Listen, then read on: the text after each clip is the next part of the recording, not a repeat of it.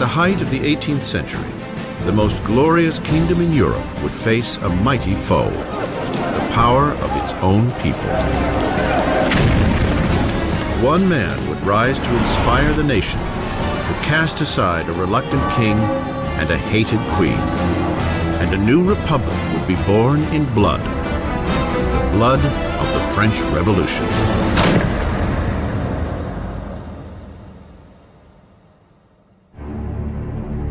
(1794), France's Conciergerie prison, an impenetrable fortress on the banks of the Seine River.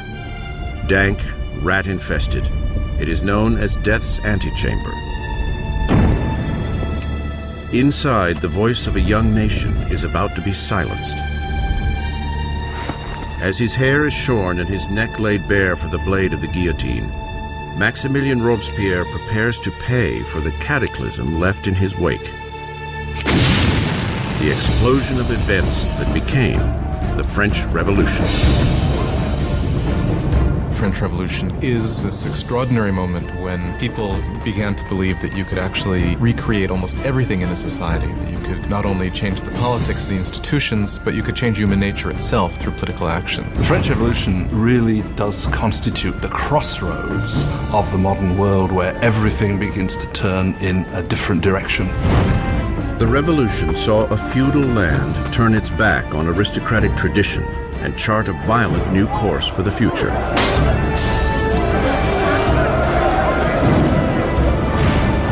It would shake the very foundation of Europe, and its impact would be felt across the seas.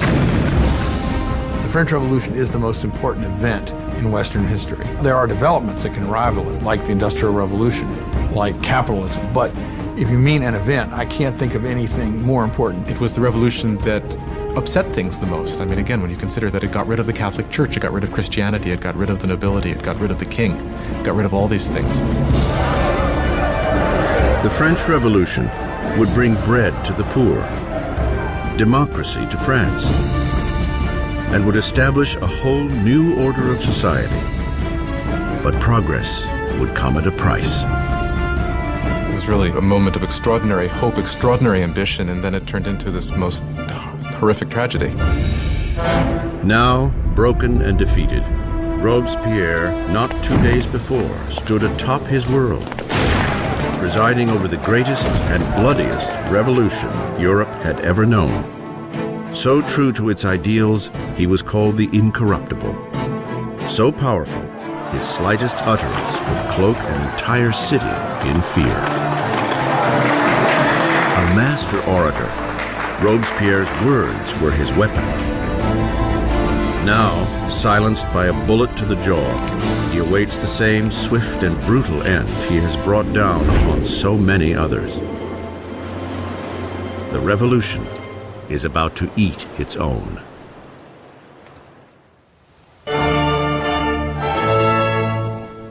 No one could have foreseen the turbulent times ahead on one spring day in 1770. The Chateau of Versailles fills to its gilded rafters with the glittering crowds of the royal court. Completed in 1682, Versailles was the crowning masterpiece of King Louis XIV. To put some distance between himself and his subjects, Louis XIV transplanted the capital of France to this small town 12 miles west of Paris, where he had built the most magnificent palace in all of Europe. For nearly 100 years, it has been the seat of the nation's unwavering monarchy. And today, it is host to a very important wedding. King Louis XV's grandson, Prince Louis Capet, next in line for the throne, is about to take a bride.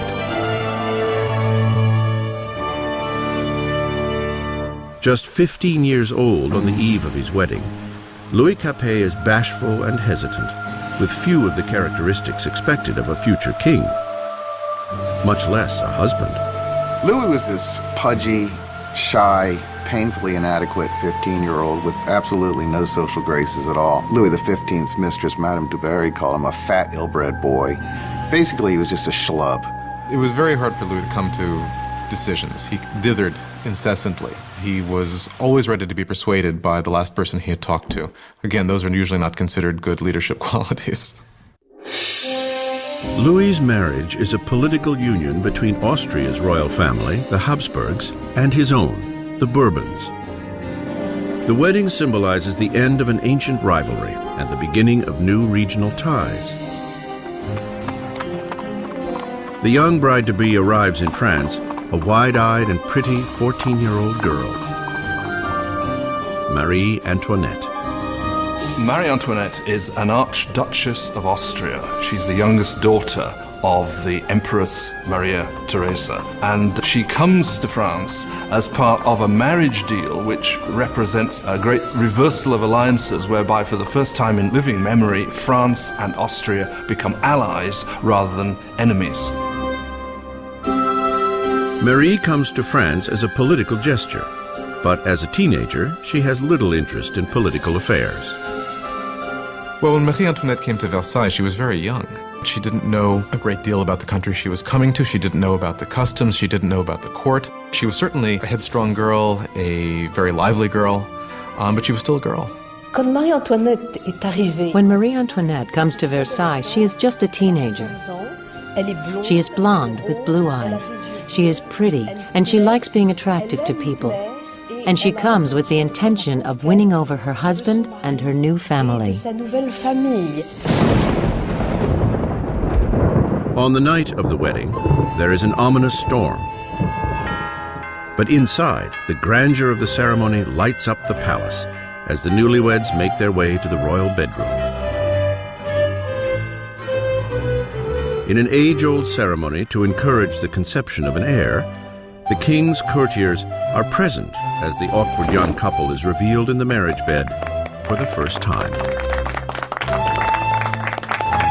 The crowd is delighted and expectations are high. But once the curtains are drawn, it's clear that an heir will not be so easily produced. Louis was not only not interested in ruling, Louis wasn't particularly interested in loving either, and he paid her no attention on the first nights or even further into their marriage.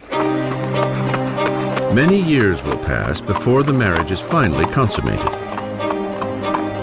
The lack of an heir will soon spark gossip all across the kingdom that will continue to plague the couple for years to come. The grand wedding gala continues for days. But outside the gates of Versailles, there is hardly cause for celebration. Years of mismanagement by the monarchy have left the French people deprived and hungry. Nearly a decade earlier, King Louis XV lost the 7 Years' War, battling Great Britain over territory in North America. The ill-fated conflict all but bankrupted France of money and prestige, leaving the country's coffers drained, even as its population is growing bigger every day. With diseases like the plague a distant memory, fewer people are dying, but more and more of them are hungry. France grew from 20 million to 26 million in the 18th century after having grown only 1 million in the preceding 2 centuries. That put tremendous strain on what was there, and so there was a lot of anxiety. 4 years after the royal wedding, Prince Louis's grandfather loses his final battle with smallpox. Louis XV dies a defeated and unpopular king and leaves behind a country on the brink of chaos. In a lavish ceremony, young Prince Louis inherits the throne and is crowned King Louis XVI. Despite his insistence on a grandiose coronation, Louis is all too aware that he is woefully unprepared for the job. Louis XVI, the moment his grandfather dies and it suddenly is clear that he's king, he doesn't know what to do. He feels as if the world is falling in upon him. So although he's been educated in the full expectation of becoming king, he doesn't feel ready for it.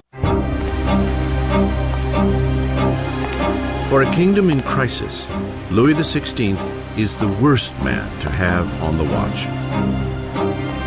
The 20-year-old king prays, "Protect us, Lord, for we reign too young." Ensconced in their royal apartments in Versailles, Louis and Marie begin their promising new lives as young monarchs, while only 12 miles away in the city of Paris, another new era is dawning, one that is on a collision course with the monarchy itself. It is a dangerous new age of ideas, the age of enlightenment.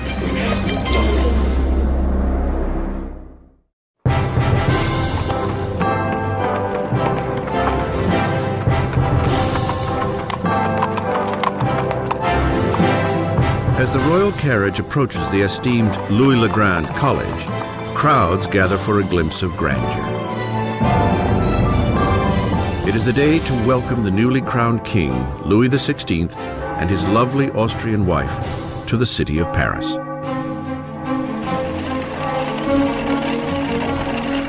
And at the head of the welcome party is a promising young law student, Maximilien Robespierre. When Robespierre was a schoolboy, the king visited the college and Robespierre gave a Latin address to the king. So he actually spoke to Louis XVI when he was a teenager.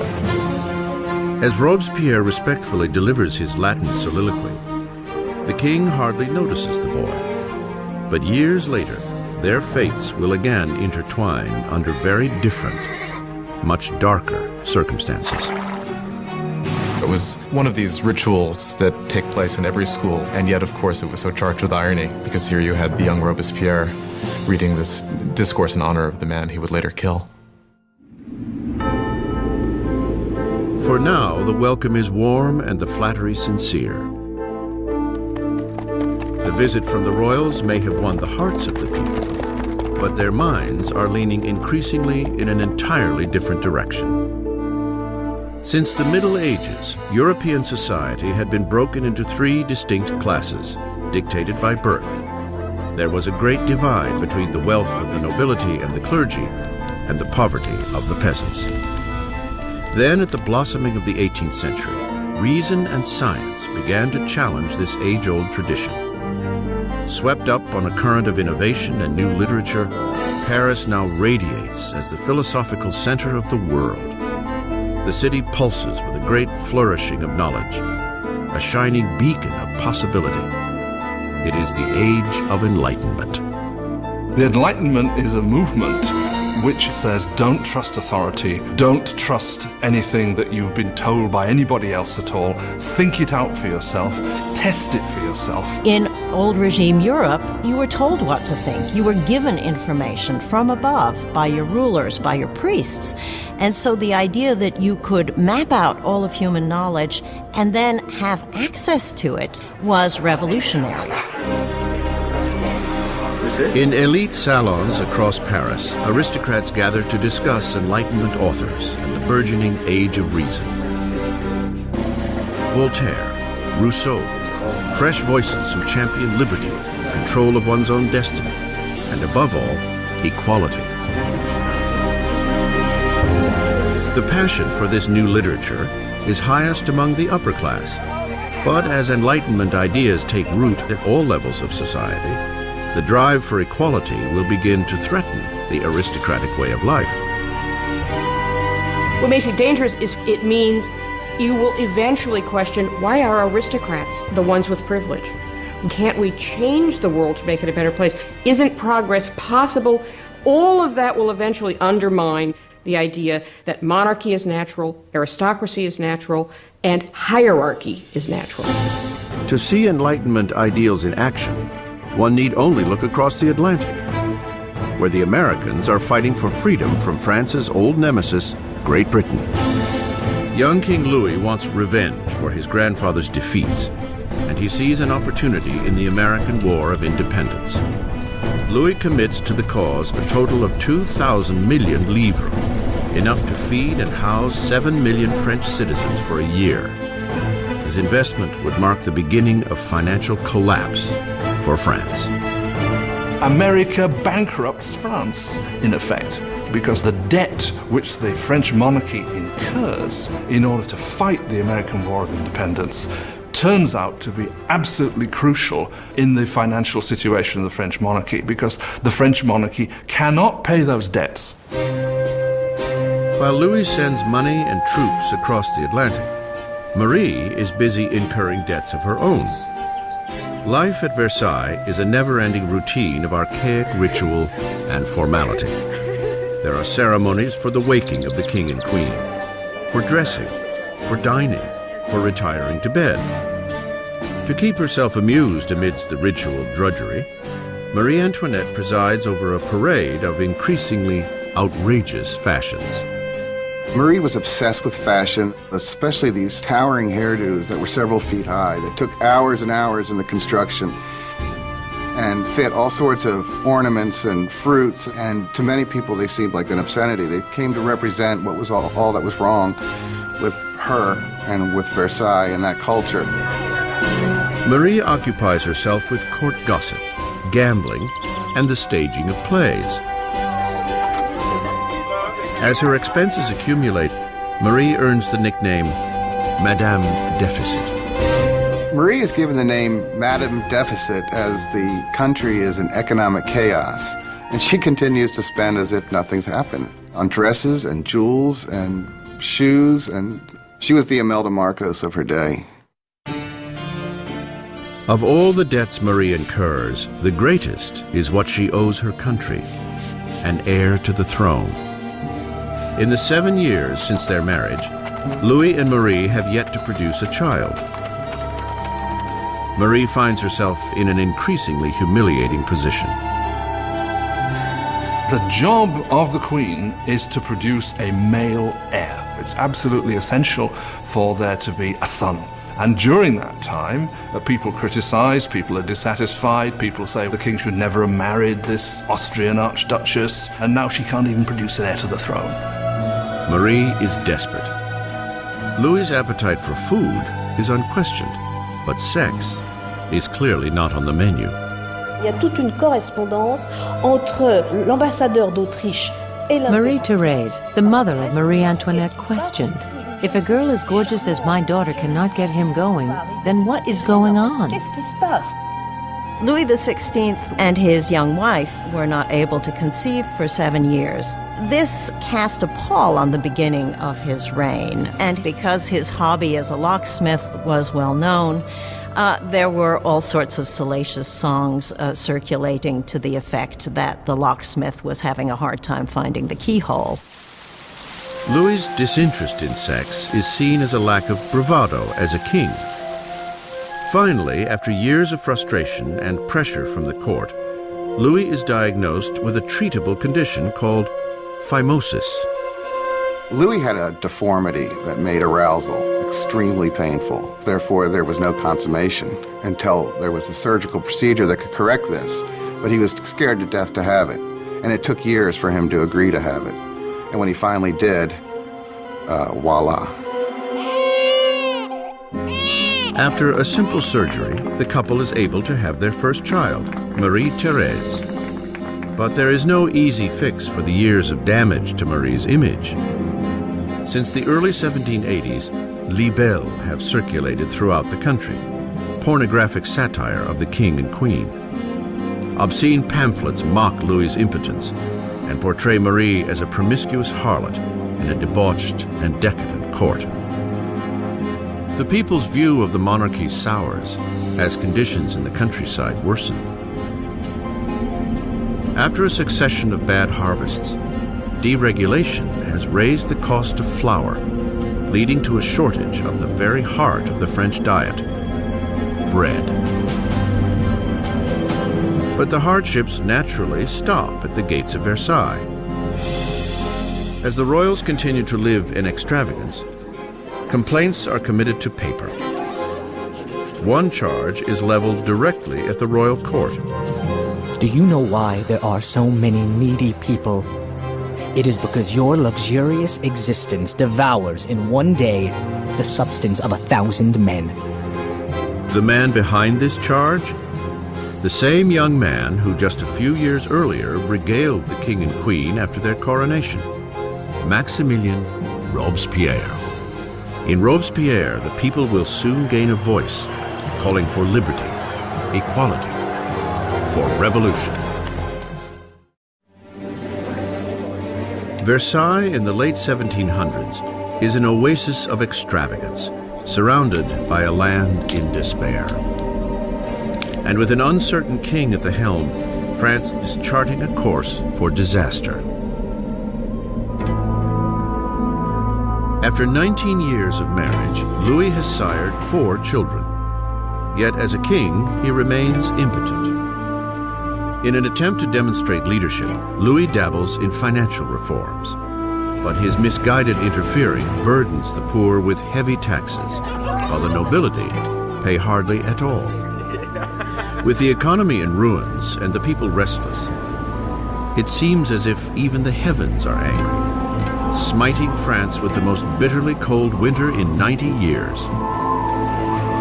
If ever God intervened to make a situation worse, the summer of 1788 and the spring of 1789 is a moment when that happens. By the summer of 1788, you already have a burgeoning political crisis, and it's developing against a background of very serious food shortage.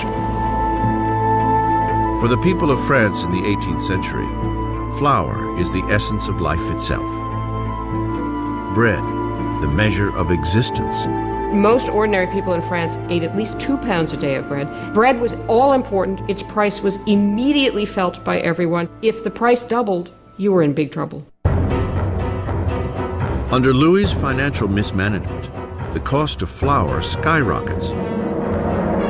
Sparse food supplies are hoarded. And the cost of a loaf of bread soon equals a month's earnings. Hunger turns to rage. Riots break out across France. Homes are robbed. Bakeries are raided, and shopkeepers suspected of stockpiling bread are lynched on the spot.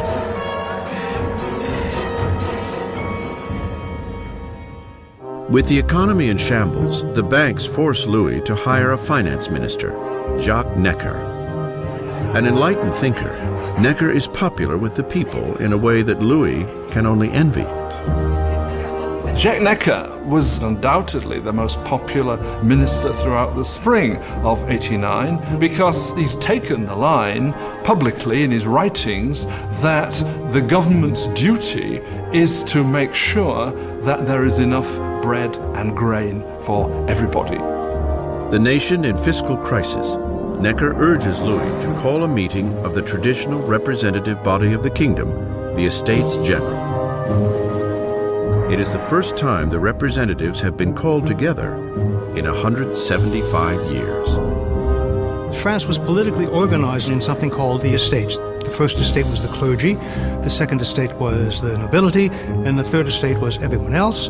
And by contemporary reckoning, the first 2 estates occupied 3% of the population, and the third estate 97% of the population. A lot of people felt it was very unfair for this third estate, which was most of the population, to only have 1/3 of the deputies. They felt it was very unfair that this should be a 3-chamber parliament, where 2 chambers, the nobility and the clergy, could always outvote the commoners. May 4th, 1789. A skilled young lawyer and politician arrives at Versailles. Maximilien Robespierre comes to stand before the Estates General as a deputy to fight for a fair voice for the people he represents, the Third Estate. An orphan from the provinces, Robespierre had risen to academic prominence on a prestigious scholarship, becoming an eloquent speaker, prim in appearance, with never a hair nor a phrase out of place.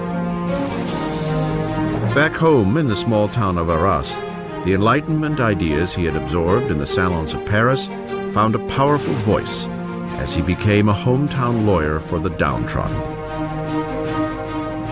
By the time he went back and started to practice as a lawyer, he was reading very widely in the Enlightenment. And Robespierre was someone who, when he was practicing law in Arras, tried to actually bring the ideas of the Enlightenment into the cases he was fighting.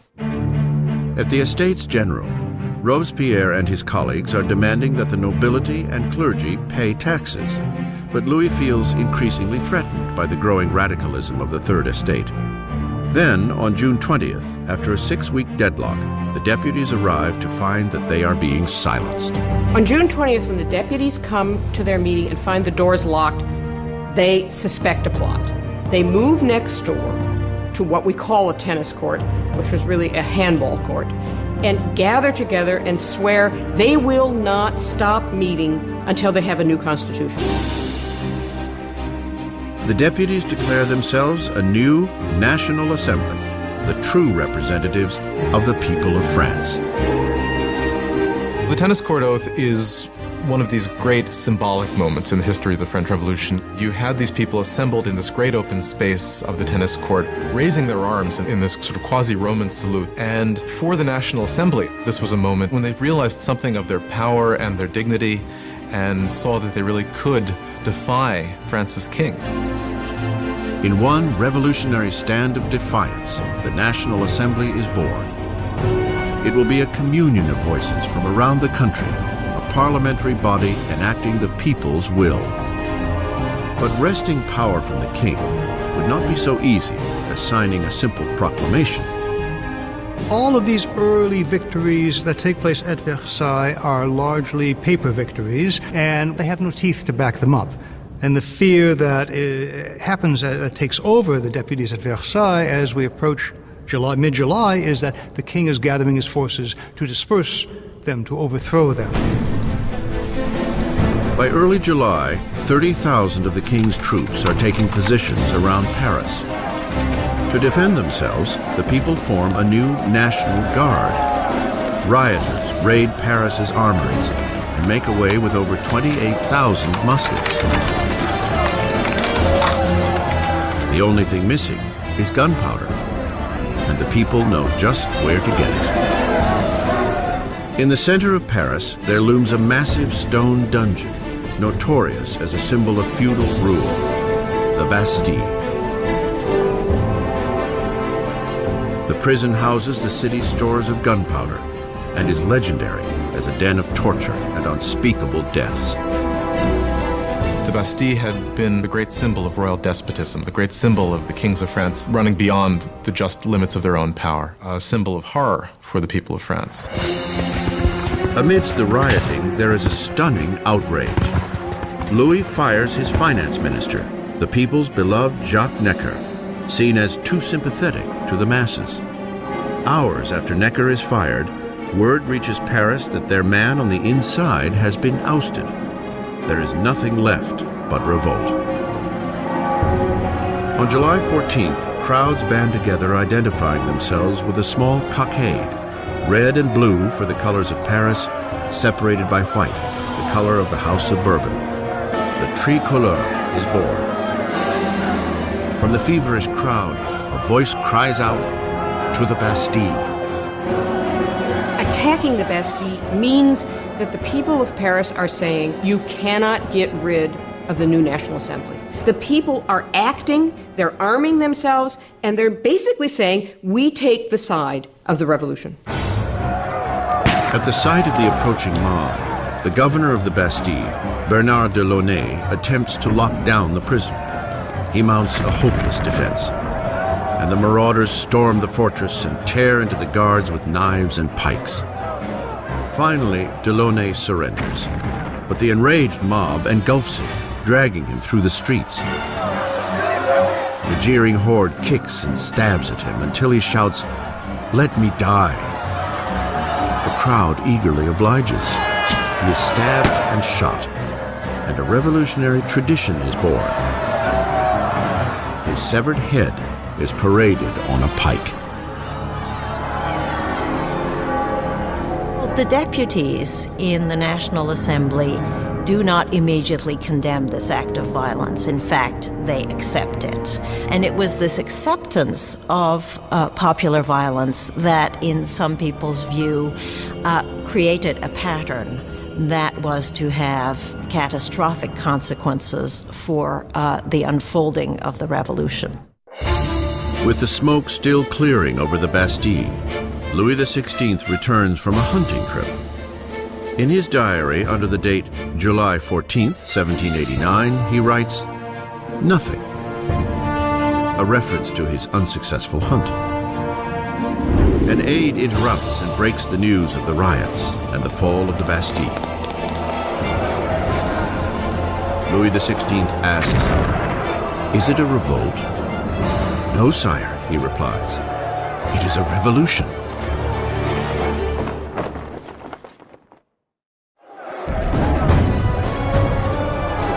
Victory at the Bastille unleashes the irrepressible torrent of revolution.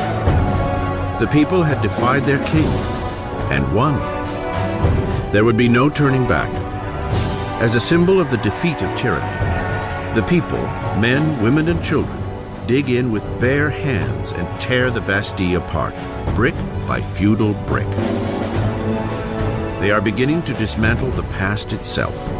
The French went about the process of tearing down the Bastille as quickly as they could. In the absence of powerful explosives, this was done very painstakingly, but with a tremendous amount of vigor.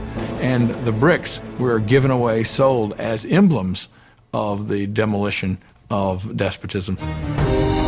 The energy of the streets invigorates the National Assembly. A charter is penned within days called the Declaration of the Rights of Man. Under this daring new document, archaic class distinctions are to be abolished, and all men considered truly equal. The Declaration of the Rights of Man was a declaration promulgated by the National Assembly, which said in its text that the sovereignty belongs to the people, belongs to the nation. The king is nowhere mentioned in this document. Therefore, by issuing this document, the Assembly was effectively seizing power for itself. With the new National Assembly as their voice, the citizens of France set out to change the very fabric of their world. They demand a constitutional monarchy, equal rights for all men, and justice under reasonable laws. To provide a greater voice for the call of revolution, Robespierre demands increased freedom for the press, long muzzled under the old regime. The resulting free press is spearheaded by L'Ami du Peuple, the people's friend, a fiery newspaper full of vitriolic rants and provocation. It is the brainchild of a former doctor, Jean-Paul Marat.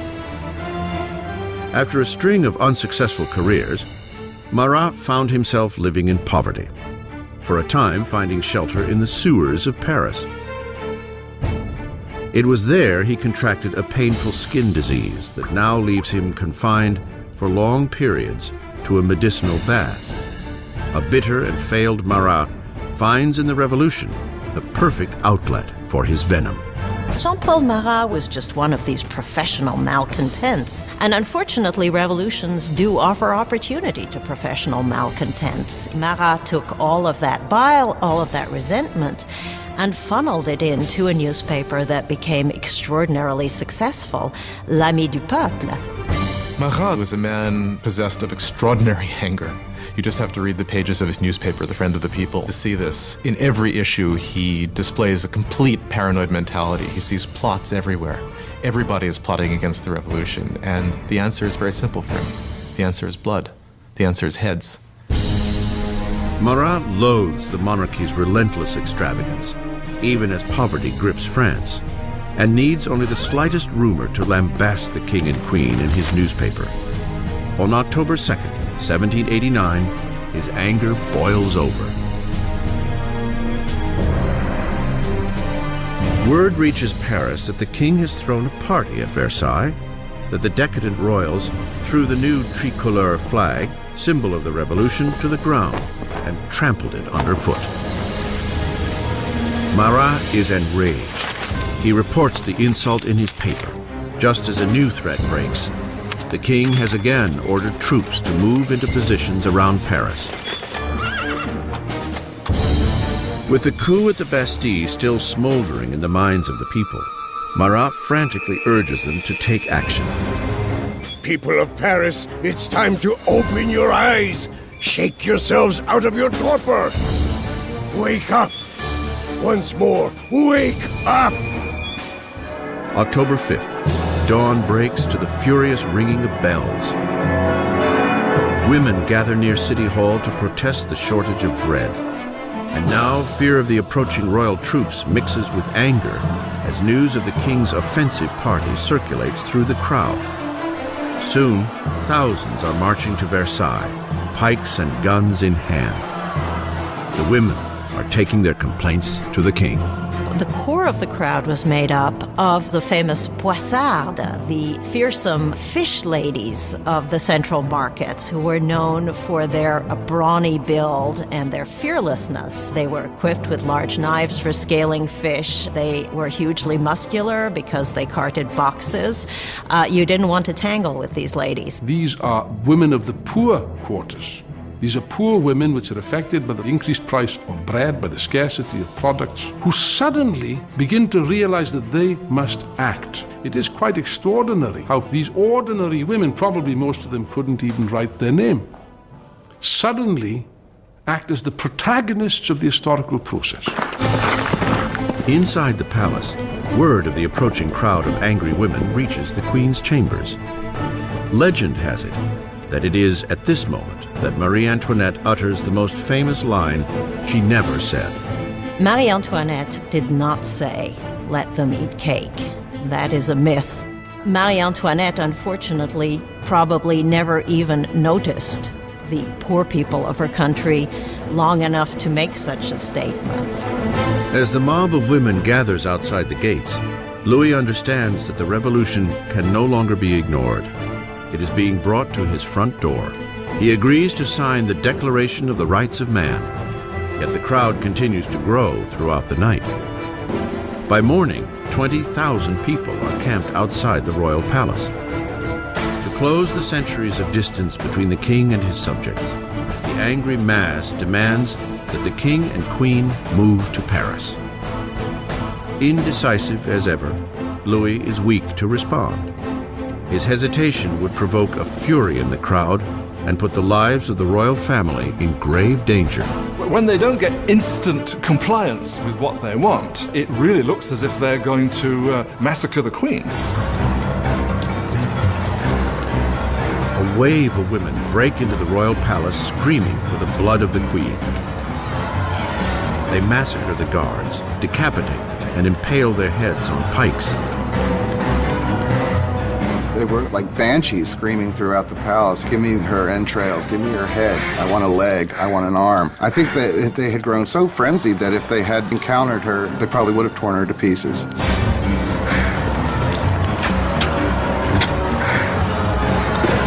Terrified for her life, Marie escapes to Louis's apartments only moments before the women break into her chambers and tear her bed to shreds.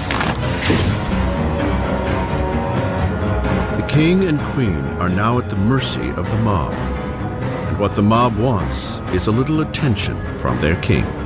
The only way the women can be pacified is for the royal family to agree to go to Paris, because once they're there in Paris, then they can ultimately be made to do what the people of Paris want. They march 60,000 strong, leaving Versailles with carts and wagons overflowing with flour from the king's storehouses, flanking the royal carriage all the way to Paris.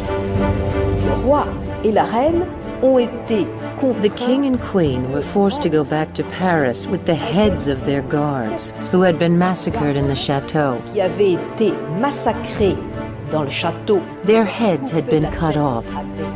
This is really a completely unbridled violence. The heads were then made up with makeup and paraded at the head of the cortege, with the king and queen following. Devant la voiture du roi et de la reine. The king and queen must make their new home in the Tuileries Palace. They will never see Versailles again. Once the royal family moves to Paris, they are the prisoners of Paris. They know it. Everybody else knows it. There are great limits to what they can do or even dream of doing. They are the prisoners of the capital city, there's no doubt. Versailles is abandoned, and the assembly moves to Paris. Power is now with the people. France will have democracy, new laws, and a remarkable and unforgiving form of justice will make its debut on the revolutionary stage. the guillotine.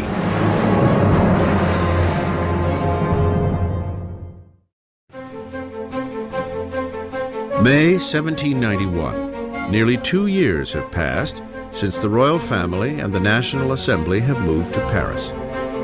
Robespierre appears frequently at the Assembly and at the Jacobin Club, a debating society named for the former Jacobin monastery where they gather. Now, words are the very core of the revolution, and Robespierre speaks with an unfailing moral compass. His true north is always the people. He soon earns the nickname, the Incorruptible. France is now a constitutional monarchy, the king forced to share power with the revolutionaries in the Assembly.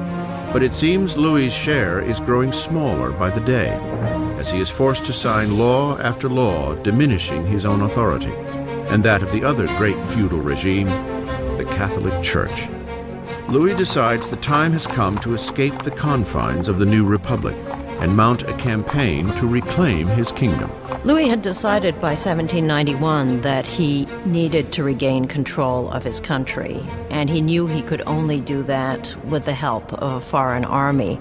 So the idea was to make a break from the Tuileries Palace and to head for the nearest border. June 21st, 1791. The king and queen disguise themselves as servants and by cover of darkness slip out from under the watchful eye of Paris. They make an ill-planned run for freedom. It is long past midnight when the royal family arrives in the small town of Varennes, some 100 miles east of Paris. They are close to the border of Austria, safety just a few miles away. But their dash to freedom will go no further.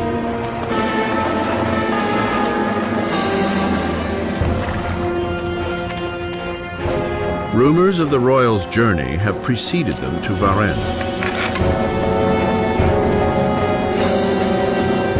A town official stops the carriage, demanding their passports.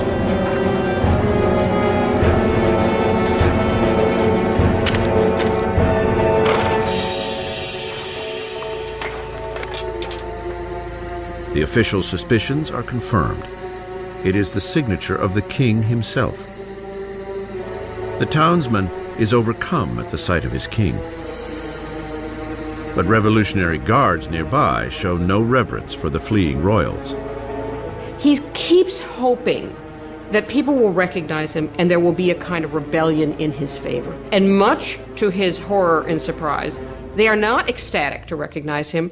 They see him as escaping, and basically he's arrested and taken back to Paris. The idea that the monarch had tried to abandon his people was psychologically catastrophic. That event really broke the bond between Louis and his subjects. Now they had not only a king who was superfluous, they had a king who was obviously a traitor as well. With the royal family official turncoats to the revolution, power shifts from Louis, now a prisoner king, to the revolutionaries at the Assembly. At the very heart of the young revolutionary government is Robespierre. He shines at the podium, calling for liberty, equality, and fraternity. He demands universal suffrage and an end to slavery in the French West Indies. And most passionately, he rails against the death penalty, because in the new age of enlightenment, Robespierre wants to discard all remnants of the medieval past. Europe had inherited a macabre repertoire of execution techniques from the Dark Ages. Unremittingly cruel deaths by drawing and quartering, hanging, drowning, and burning at the stake. Well, under the old regime, there was a whole panoply of very gruesome punishments, and decapitation was punishment reserved for the nobility. And one of the things that the revolution wanted from the start was to have everybody equal in death. They wanted symbolically to have the same punishment available for anyone.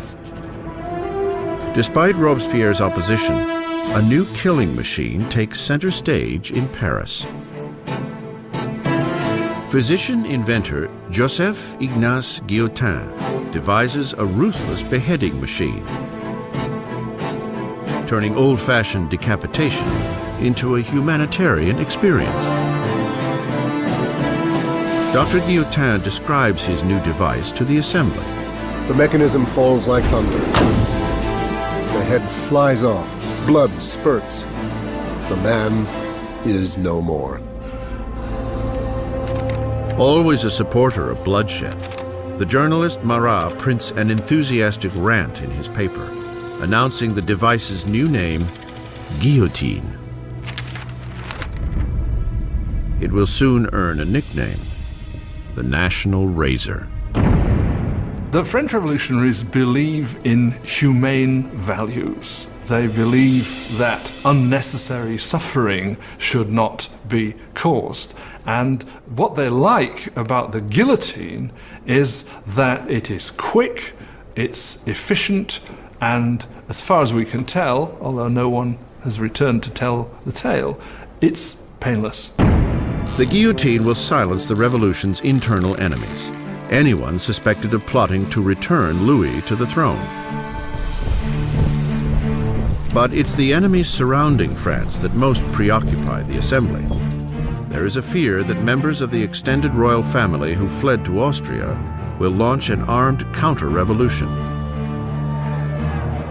The assembly calls for a preemptive attack, a declaration of war on Austria. But Robespierre argues against it. Robespierre is one of the lonely voices who is opposing war because he thinks the enemy will win. Robespierre is afraid that the country isn't ready, hasn't got an army that would be able to defeat the enemy. The enemy might therefore come in and destroy the revolution. Robespierre loses the debate. In April 1792, the Assembly declares war on Austria against a country ruled by Marie Antoinette's own family. A nationalist fervor grows. If Austria defeats the revolutionary army, Louis will undoubtedly reclaim his throne. And Marie is suspected of aiding the enemy by corresponding with her relatives in Austria, giving away French troop movements with the stroke of her pen. All the while, the king and queen feign adherence to the revolution. Louis and Marie Antoinette are playing a double game. They are seeming to go along with the revolution many times at the same time as they are conspiring against it. They are trying to survive. If you want to be generous, they're survivors. But if you want to be, look at it from the revolutionary point of view, is they're liars. With the French army already suffering huge losses on the border, word reaches Paris that Austria's ally, Prussia, has joined the invasion. The enemy troops are mobilized under the command of the Duke of Brunswick, a Prussian general. Tension pervades the streets of Paris. And then, the newspapers print a letter from the Duke of Brunswick, a manifesto threatening the destruction of Paris if any harm comes to their royal majesties, the King and Queen. The misguided threat wildly backfires. August 10th, 1792. 27,000 armed citizens, fueled by indignant rage, head to the Tuileries Palace and fall upon the king's guards in a savage attack. By the end of the day, over 800 from both sides are dead. The king flees to safety in the assembly, but the monarchy is no more. Louis is officially stripped of his title. The French Republic is born. The blade of the guillotine is christened with the blood of Louis's remaining guards.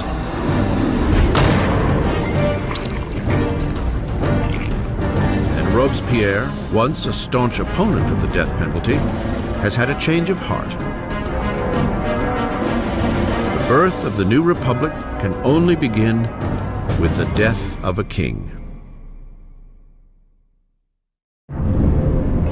Dr. Guillotin's chilling new device hangs over Paris like a warning. The penalty for defying revolutionary law and order. Freshly christened with the blood of the king's guards, it will soon put an end to the king himself. By August 1792, with the king deposed and the royal family secluded in the Temple prison, Robespierre and his Jacobins are locked in a battle with the moderates of the Assembly, the Girondins, for control of the national government. And on the streets of Paris, a new political movement takes hold. As a symbol of their rejection of aristocratic tradition, ordinary citizens refuse to wear the knee breeches or culotte of the aristocrats. They call themselves the sans-culottes, those without knee pants. The sans-culottes considered themselves the true people of France. They were not the poorest of the poor. They tended to be fairly well-off artisans, shopkeepers, people like that. But they were people who at least claimed to work with their hands. Not wearing the breeches, not wearing the culotte for the sans-culotte was simply symbolism of being not an aristocrat, being an ordinary man of the people. The sans-culottes seize control of Paris's city government, while the Jacobins and Girondins steer the rest of the country from the National Assembly, now called the Convention. The Convention struggles with the command of the beleaguered French army, which is swiftly losing ground to Austria and Prussia. While fighting back incursions at the border, the revolutionary government cracks down on enemies within, royalist traitors who might deliver Paris into the hands of the invaders. More than 1,000 people are arrested and herded into prison. Priests, journalists, ordinary men and women. Robespierre concentrates on the internal crisis. But his friend, the Minister of Justice, Georges Danton, motivates men young and old to join the war on the frontier. He is gregarious and loud, everything that Robespierre is not. Soon, Danton's name is heard throughout Paris.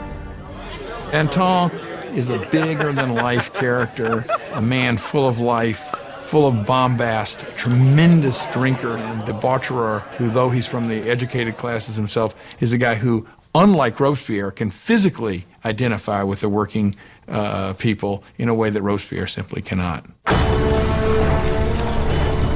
As the enemy closes in, Danton's fiery rhetoric mobilizes the people, inspiring many to take to the battlefront. At one of the moments of greatest peril for the revolution, the Austrian and Prussian armies are invading. He gets up in front of the people of Paris and shouts, "De l'audace, encore de l'audace, toujours de l'audace, et la patrie est sauvée." Boldness, more boldness, forever boldness, and the fatherland is saved. He's really one of the people who manages to rally the country against the invader. It's an extraordinary moment. With so many able-bodied men leaving for the front, Paris is left defenseless, its jails bursting with political prisoners. An unsettling fear floods the city. The growing mass of prisoners may be impossible to contain. Marat puts out a bloodthirsty call for revolutionary citizens to descend upon the prisons and slaughter all inside. The foreign armies were advancing on Paris. Had they linked up in Paris with these bitter enemies of the revolutions in the prisons, of course, then the results would have been fairly horrific from the standpoint of the people. In the first week of September, disastrous news arrives from the front. Prussia has taken Verdun, a town on the road to Paris. The enemy is now just miles away. The fear gripping Paris explodes. The sans-culottes break into the prisons and unleash a furious assault on the city's inmates. They will leave no traitor alive. And the sans-culottes went to the prisons, particularly the prisons where refractory priests were being held, where nobles were being held, where political prisoners were being held, and they started carrying out their own impromptu trials that were very short and that very often simply ended with slaughter. Women are raped and brutalized, priests disemboweled, aristocrats hacked to pieces. In a primeval slaughter, more than 1,600 are left dead in a matter of days. When word of the September massacres spreads throughout Europe, enemies of the revolution are sickened.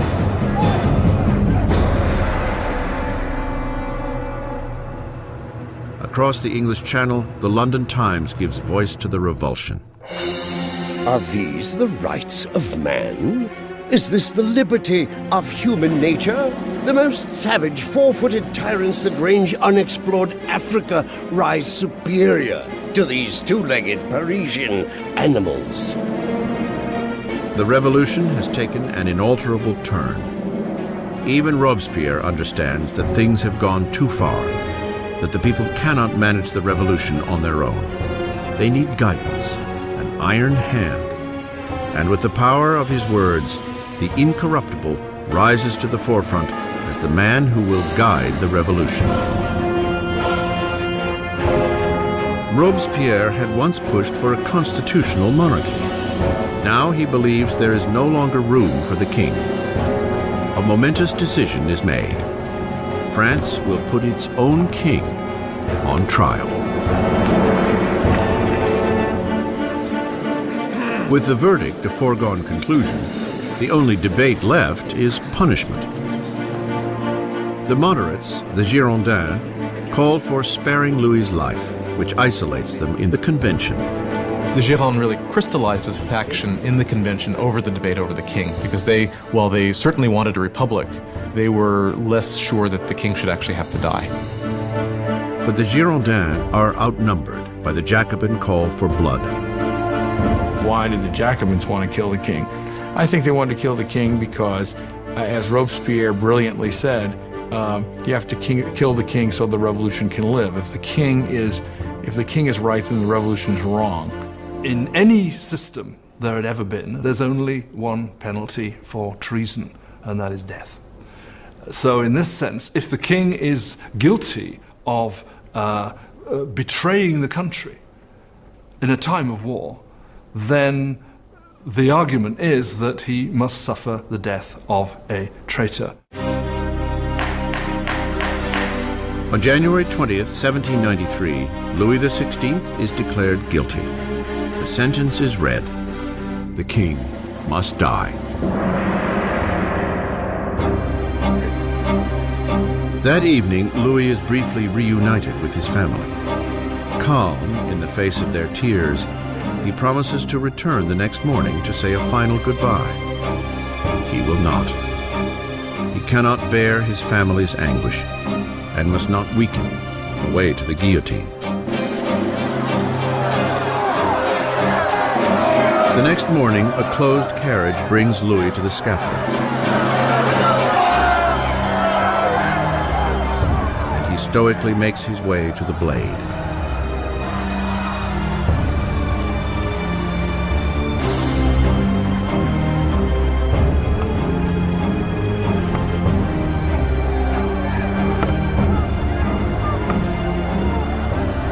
He attempts to give a speech. I trust that my death will be for the happiness of my people, but I grieve for France, and I fear that she may suffer the anger of the Lord. But the guards drown him out with a drum roll.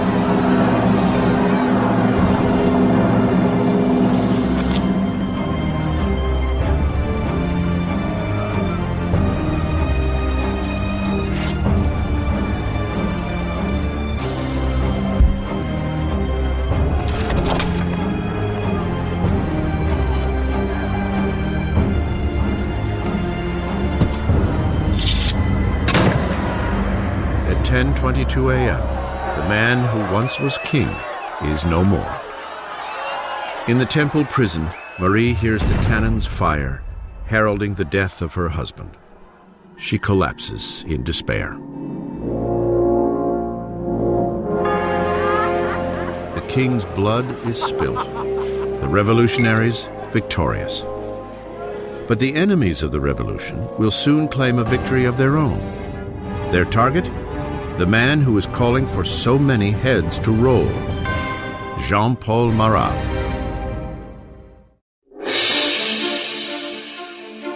The execution of Louis XVI marks ultimate victory for the revolutionaries. A pivotal moment when a young nation, the French Republic, is literally born in blood. By the end of 1792, the radical Jacobins, believing the young revolution is in danger of being sabotaged by traitors, are steering the revolution with more and more violent means. But the Girondins, representing the people of the French countryside, want to slow the ascending violence for fear it will lead to civil war. Their most vocal opponent, Jean-Paul Marat, strikes back at the Girondins with furious tirades in his newspaper, naming those he believes are plotting against the revolution. Marat, who once called for the execution of 200, now demands 200,000 heads fall. When you look at Marat's journalism, it's got one basic principle, which is be more extreme than anybody else and call for people to be killed.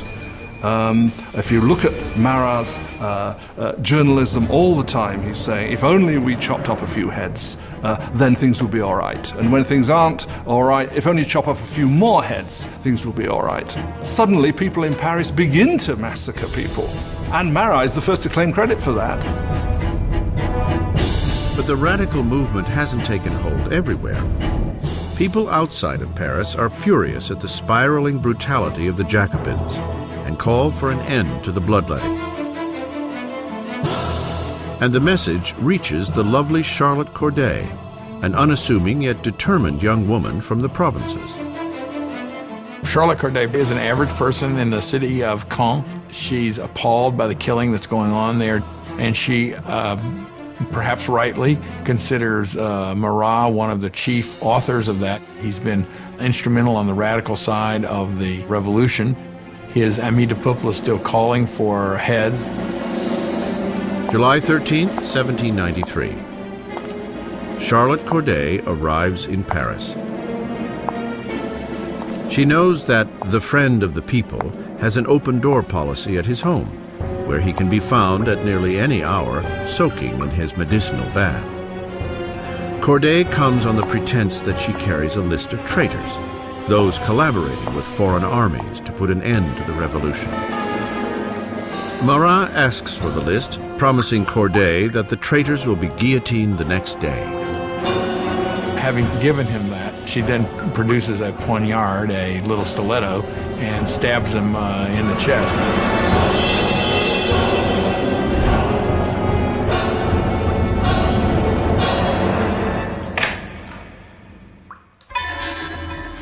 The so-called friend of the people dies instantly.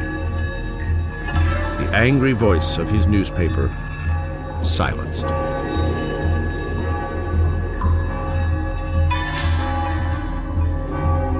When the revolution turns bloodthirsty, it's very easy to say it was his fault. And that, of course, is what those who hated him or feared him did say, and that's one of the reasons why Charlotte Corday actually murders him in 1793, because she regards him as responsible for many of the bloody atrocities that have actually occurred. Corday makes no attempt to escape. At her trial, she is unrepentant.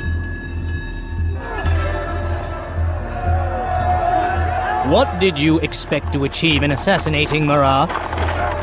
Peace. Now that he's dead, peace will return to my country.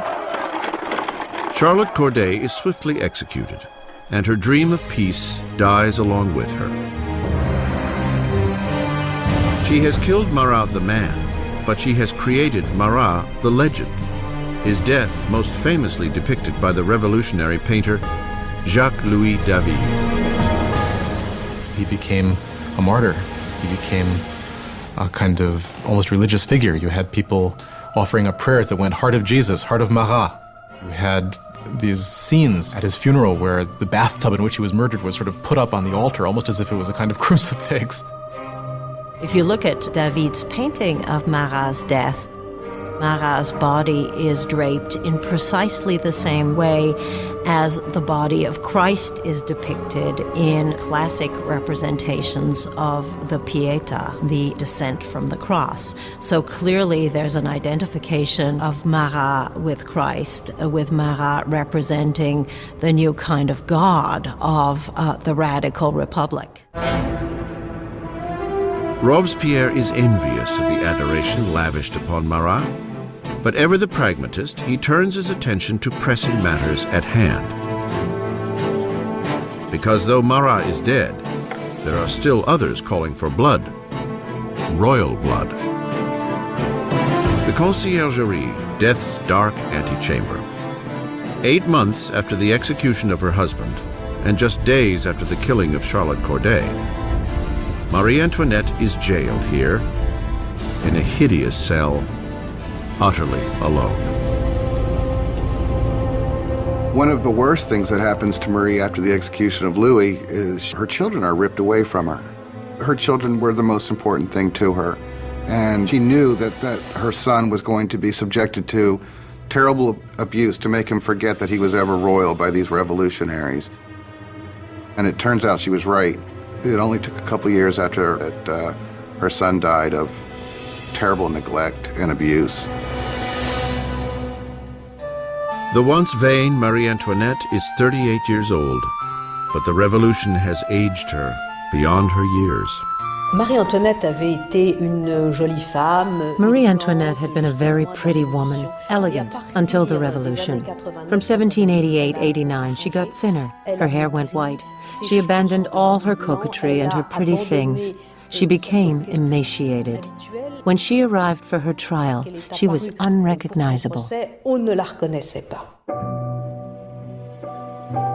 On October 15th, Marie is put on trial, accused of high treason and depleting the national treasury. The little evidence offered is salacious and vengeful rumor. A final charge is added to the list. She is accused of incest with her son. At this, Marie stands to defend herself. I appeal to the conscience and feelings of every mother present to declare if there be one amongst you who does not shudder at the idea of such horrors. And at that moment there was a change in the mood, because all the women felt they were implicated, and they realized they had gone too far with these accusations. In a moment of public sympathy, Marie hopes she will be deported to Austria. But her hopes are dashed when the sentence is handed down. She is to meet the same fate as her husband. Marie Antoinette was, in a sense, doomed from the start. She was the symbol of this Austrian alliance that had proved disastrous for France. She was, along with her husband, a laughingstock because of the apparent sexual failure of their marriage. And she was a symbol of court culture at a time when people were coming to see the court culture itself as something completely corrupt and terrible for the country. So for all of these reasons, she was hated like no queen of France had ever been hated before. She was loathed, she was reviled. From her cell, Marie writes a final letter, bidding farewell to her children and family, promising to be brave. Her long gray hair is cut in preparation for the blade.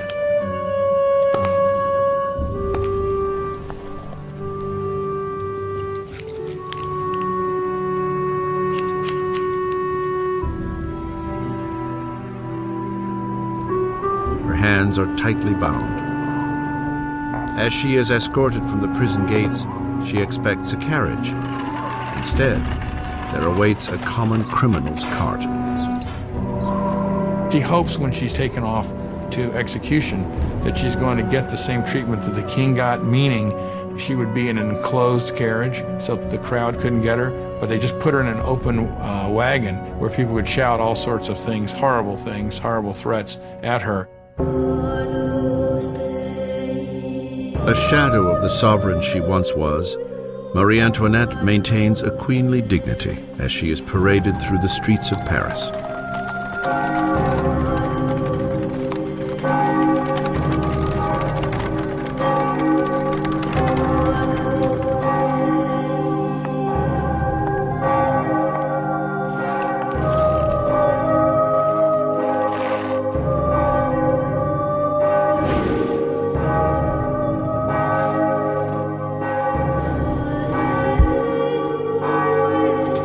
Her name and the charges against her are read out.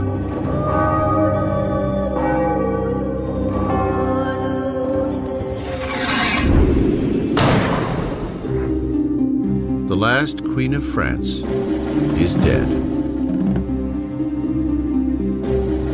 Several days later, following countless more executions, a member of the National Convention notes the pointless waste of life as one after another of his colleagues are lost to the guillotine. The revolution is like Saturn, devouring its own children, he says. Danton sniffs. Revolutions, my friend, cannot be made with rose water. The bloodshed has only just begun.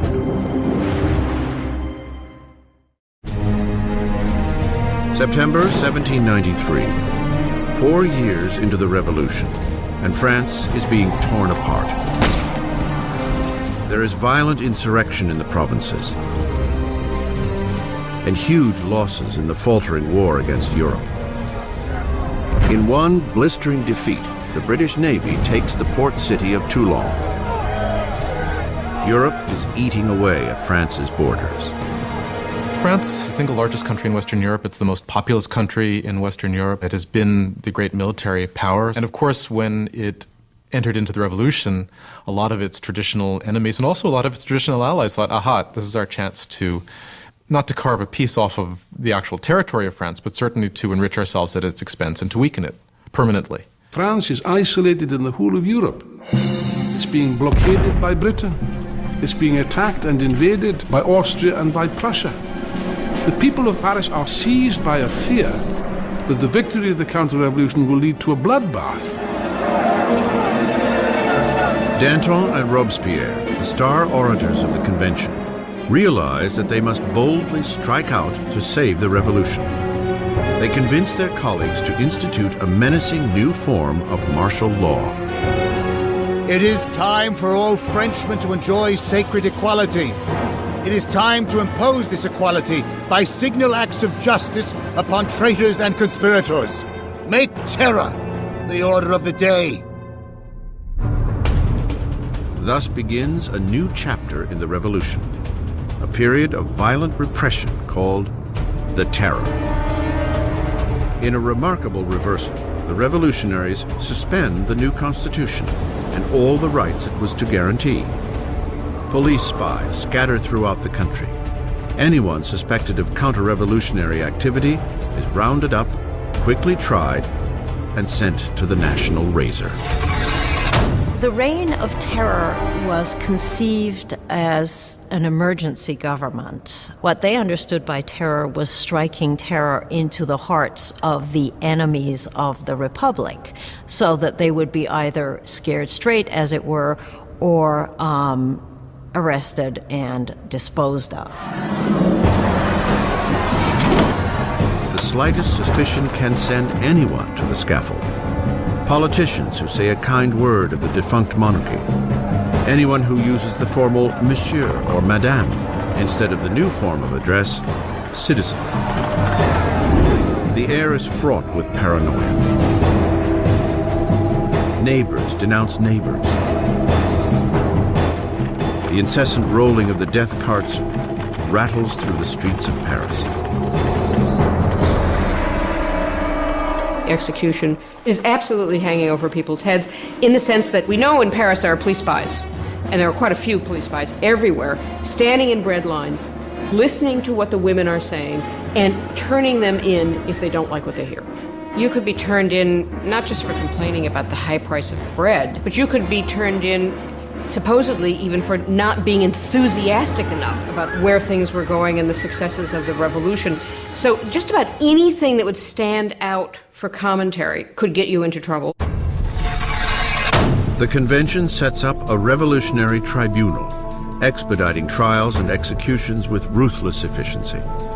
To consolidate power, they form a 12-man council and call it the Committee of Public Safety. Ultimately, power had to be delegated to a smaller group, and that group became the Committee of Public Safety. Ultimately, it became 12 people who really ruled France as a kind of collective dictatorship. With his masterful words and revolutionary vision, Robespierre soon emerges as the committee's fiercest guiding voice. And that voice is calling for more blood.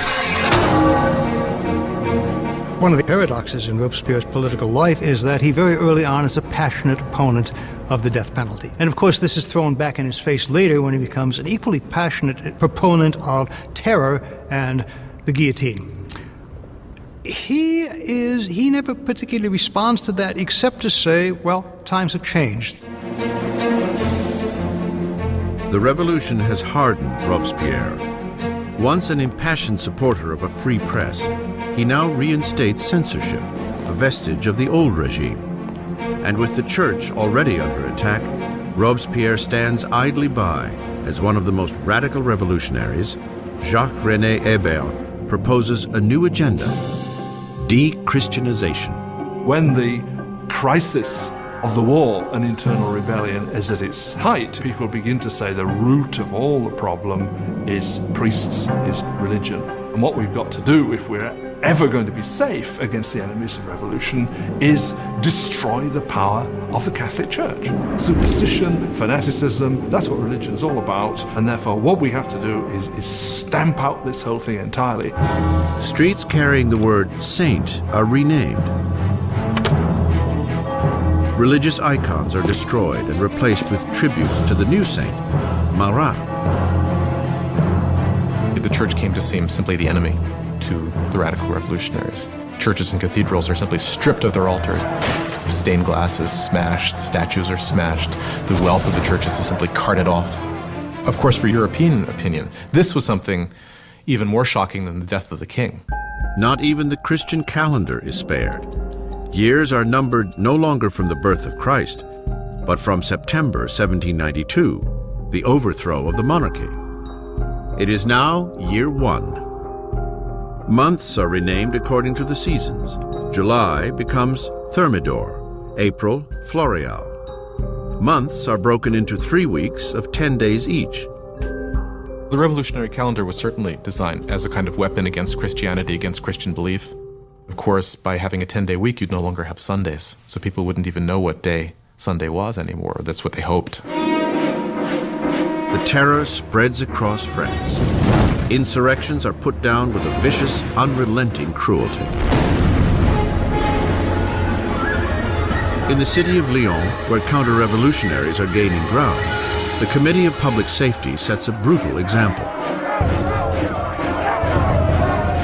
Hundreds of rebels are tied up, marched into fields, and mowed down en masse.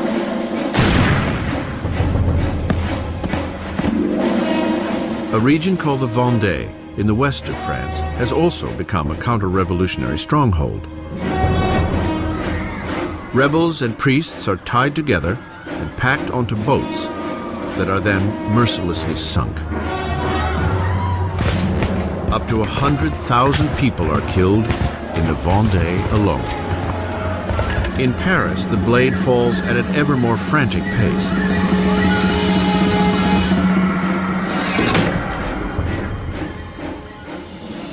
But the French armies are finally seeing victories on the frontier.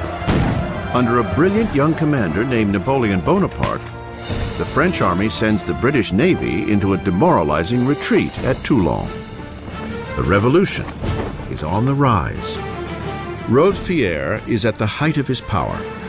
He has taken on the enemies of the revolution and ensured its success through terror. For a time, the terror was very effective as a means of getting the country together, getting the government together, and fighting what was, after all, a war on several fronts. On the Eastern Front and on the Northern Front against external enemies, also a civil war in the Vendée, which was the bloodiest of all, also a civil war against the supporters of the Gironde and other revolutionaries who had turned against the government in Paris. The terror has achieved its goals, but it does not stop, and it will not stop until it devours the very man who unleashed it, Maximilien Robespierre.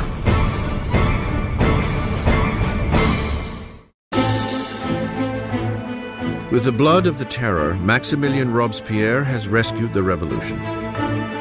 An invigorated army is repelling attacks at the border, and internal dissent has been all but crushed. At the height of his success, Robespierre dreams up a loftier goal yet: to use more terror to mold a new kind of society, a republic of virtue. By virtue, he means civic virtue. It's an active principle for Robespierre. For example, you cannot be a virtuous citizen by simply obeying the laws and keeping your head down.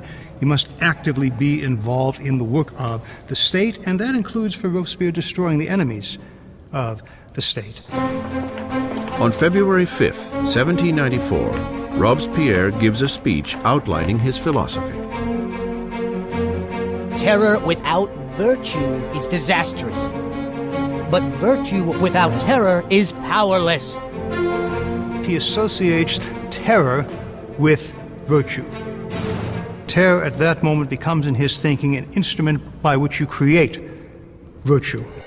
But others disagree. For Danton, the revolution is heading down the wrong path.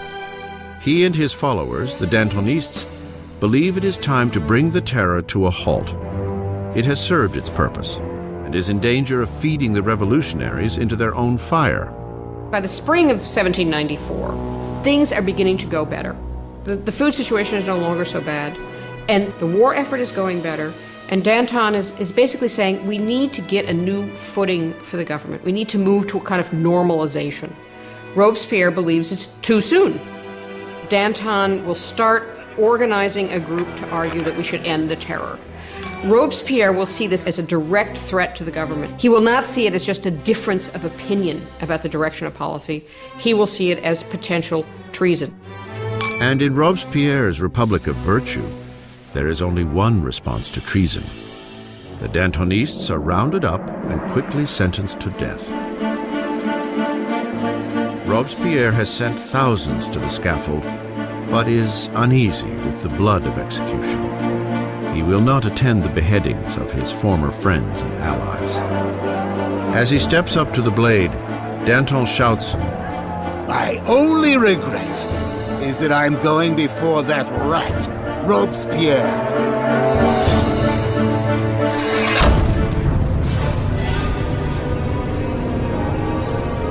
With the Dantonists out of the way, Robespierre launches France into an even bloodier, more horrifying period. The Great Terror. The Great Terror is the name given to the last phase of the terror in the spring of 1794 into the summer of 1794. It's the period at which the tempo of executions really starts to increase, at which the atmosphere of paranoia, particularly in Paris, but really across the country, starts to increase exponentially. You can track the number of executions until it's up to almost 800 per month in Paris, towards the end even more. Paris's executioner is busier than ever. But on June 6, 1794, the roll of the carts comes to a halt. The guillotine hangs silent. Robespierre has declared a new religious holiday, the Festival of the Supreme Being. He wants to replace the old Catholic god with a new one, the goddess of reason. One thing about Robespierre is that he never supported these atheist policies. He believed that people needed a divinity to believe in. And he helped sponsor this cult that was called the Cult of the Supreme Being, with this extraordinary tableau in Paris in, I believe it was June of 1794, which had choirs of people dressed in white singing. You had this kind of papier-mâché mountain that was built in the center of Paris. And then at the critical moment of the ceremony, you had Robespierre himself sort of emerging on the top of this mountain, clad in a toga, and marching down. And I think at this moment, a lot of people felt, all right, who does he really think he is? Does he think he's God here? Does he think he's the king? As the Great Terror spirals on, Robespierre's colleagues see the Festival of the Supreme Being as his departure from the realm of reality.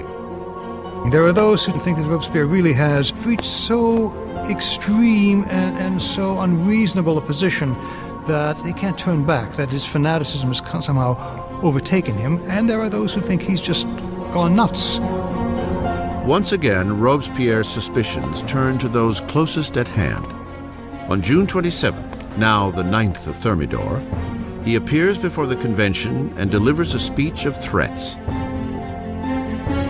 It is the last speech he will ever give. Robespierre makes a tactical error. He comes in and announces that he has a new list of enemies of the Republic, but he won't give the list. Therefore, everyone is afraid they might be on the list, and when he comes back the next day to give the list, he is arrested before he can speak. An unexpected chorus of voices shouts Robespierre down. He is stunned into silence. The deputies declare him an outlaw and immediately remove him from the convention. Robespierre and several of his associates are taken to City Hall, where they remain under watch for the night. Shots ring out in the early morning.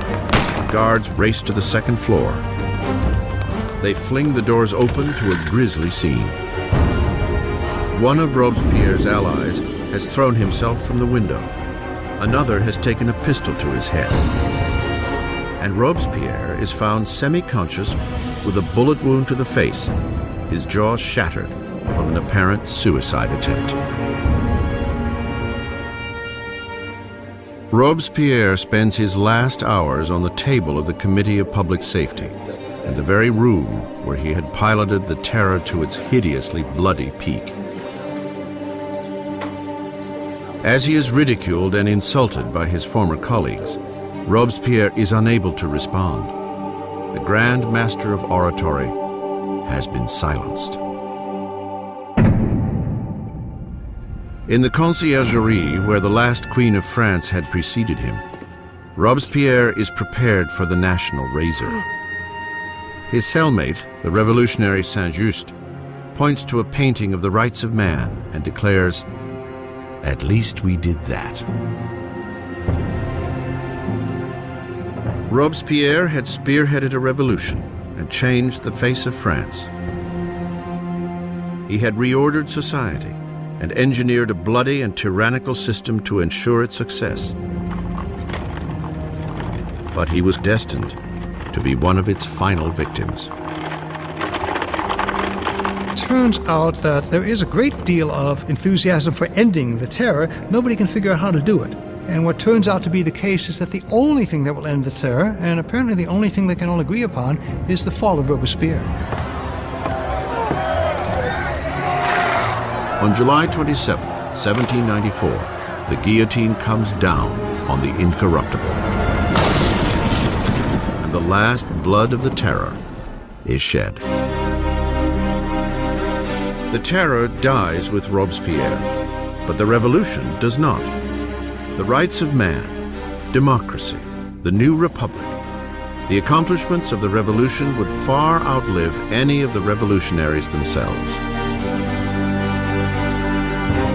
France would enter a period of uncertainty, frozen between fear of another terror, or worse yet, a return to the oppressive monarchy that preceded it. 5 stagnant years would pass before power once again consolidated in the hands of a single man, Napoleon Bonaparte. Historians disagree over the end of the revolution. Some believe it died with the rise of Napoleon. Others maintain that the revolution lived on into the 19th century and beyond. The revolution was the first and enduring model of a people taking its destiny in its own hands. The idea that the subjects of the oldest, the most established, the most glorious monarchy in Europe could decide to completely rewrite their history was something that had extraordinary resonance. The revolution tore apart the old feudal fabric of Europe and forever changed the course of Western civilization. The question raised by the French Revolution is how much violence is justified in achieving a better society? Do people have the right to overthrow what they see as an unjust system, to replace it with what they are convinced in their hearts is a more just system? How much violence is justified in doing that? We still face this question today. As Robespierre and his colleagues were driving their country into the future, many of them must have wondered what the final outcome would be.